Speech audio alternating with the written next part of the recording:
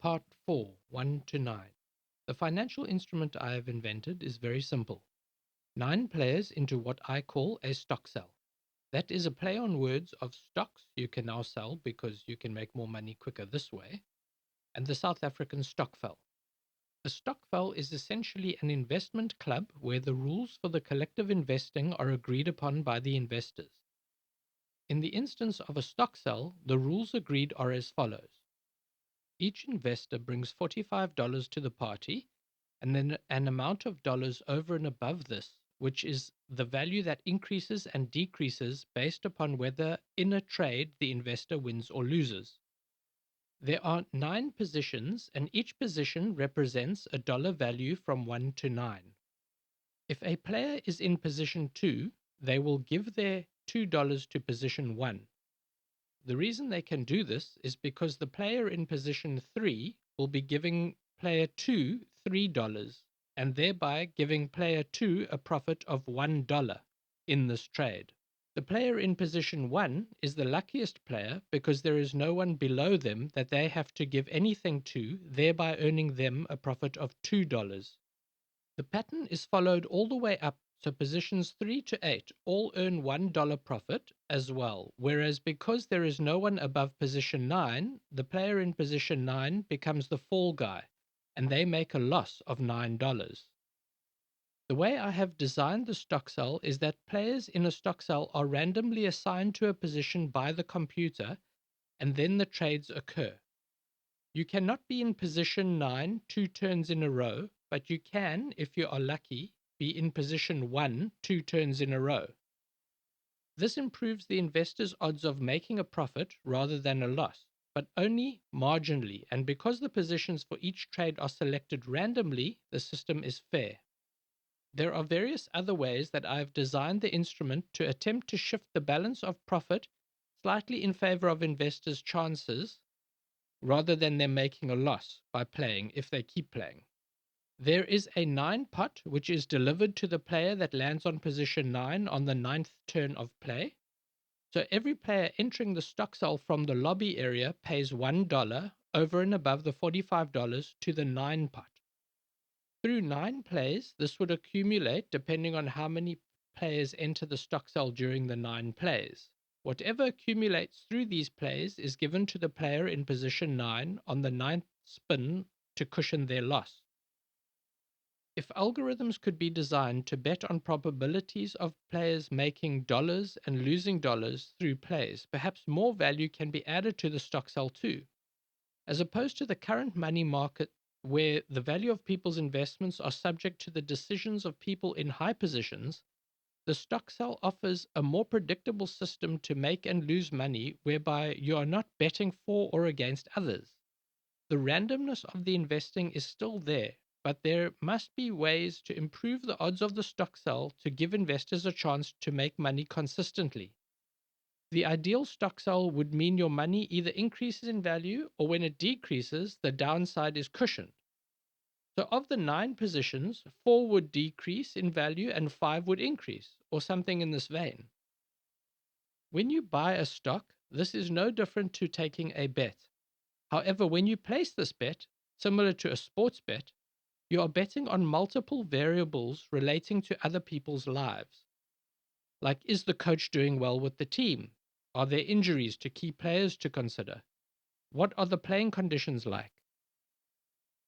With the stock sell, the computer's random number generator, along with brilliantly designed algorithms, should be able to deliver extra value to wealth continuously. A database would keep track of all movements of value, trade positions, and which stock sell ID the investor was participating in. An accountable, non cheatable, and equal system. Everyone that participates has the same chance as they are subject to the same randomness the computer generates. The stock sell instrument, in effect, mimics the stock exchange, but instead of thousands of stocks to choose from, the action takes place in one place. The current money market system offers around 5% increase in value over a year. A stock sell can deliver a lot more than that and in seconds, not over a year. The only way to find out if the stock sell instrument is viable is through experimentation. The stock sell instrument is inspired by three financial constructs and draws on all three of these to attempt to create financial wealth without having to wait long periods of time and without being subject to news that can cause markets to crash or decrease in value. Because in essence, we are invested in markets and financial instruments to increase the value of our wealth and not to decrease it, right? Here are the three inspirations. 1. A stokvel, a group of people working together to increase their wealth and doing so within agreed upon parameters. 2. Cryptocurrency, which creates wealth digitally through the proof of work idea. All trade in stock cells are recorded in an audit trail. 3. Options, which incorporate stop loss and take profit triggers and use other people's money, or in the case of options, stocks, to create a trade. The stock sell instrument also makes use of stop loss and take profit settings, where, when triggered, the investor can be sent back to a lobby area to await joining another stock sell from a queue or to just stop trading. So the trading of positions in a stock sell, not the money over and above the $45, the $45 itself, is a trade of value based on that value brought to the stock sell. Therefore, you have to bring $45 in to trade in the stock sell. Whatever money you bring in over and above the $45 will increase and decrease in value depending on what position you randomly land on through your trades in your time participating in the stock sell. The units played in a stock sell can essentially be anything. Like in poker, where you have a 1 cent table and a $1,000 table, a stock sell can be 1 cent to 9 cents or $1,000 to $9,000.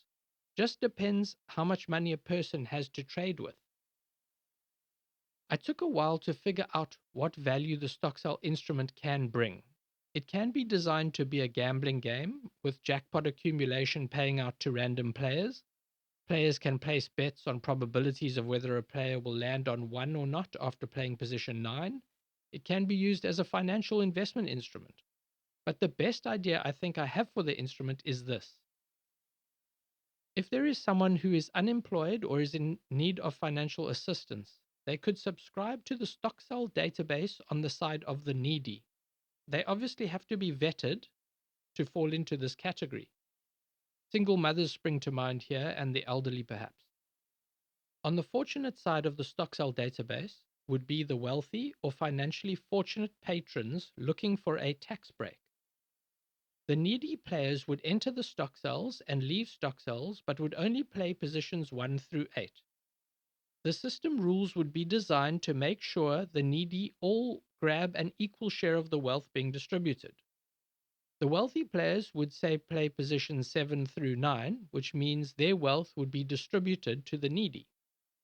This might eliminate wealthy people's distrust of tax institutions if they know their money is going to helping the needy and at the same time can't be stolen or misappropriated by greedy tax officials. In South Africa, through the Jacob Zuma years, a great deal of mistrust arose for people running institutions like the South African Revenue Service. Why pay large amounts of tax if only a small minority of people benefit, where the whole idea behind tax is to help grow an economy and improve the lives of the needy and vulnerable, especially in a country with an over-exaggerated wealth gap and with the racial injustices of the past that have created this dilemma. The ANC government is supposed to be a socialist government, but it was forced to not be radical by the threat of the economy failing if it didn't follow the white money's demand to remain capitalist, to invite foreign investment into the South African markets. This hasn't served the majority of the people that voted for the ANC. It has helped the people that had money keep their money or make more money with that money. The poor have stayed poor. In fact, they may even have got poorer. The question of unemployment isn't even a question anymore. Humans will work where and when they want in the future, but the majority of work will be carried out by machines and robots. You may ask yourself similarly, then how would the wealth gap between nations then be resolved? This is what I can propose in this regard. The balance of payments of nations would occur like this. Whatever resources a country has to contribute to the production of technology, they will contribute. Countries set up to manufacture the technology will manufacture it. The technology will be shared the world over. Food production will be as it is now, with countries creating a surplus contributing to countries with a deficit, and those countries will then contribute what they can back to the world. The wealthier nations will pay taxes to less wealthy nations to help include them in the world balance of payments and power, not by lending money that can't be paid back, but through sharing and giving. Humanity must profit, not select individuals and select nations. In fact, if the world unites in a system where you are free to pursue selfish ventures, but the vulnerable no longer suffer or live in fear, the world will be filled with more innovation and happiness. The thing about greed is the lesson in the end is always that you can't keep what you don't give away. Love is always more powerful than fear. Not that fear isn't powerful, but it is not as powerful as love.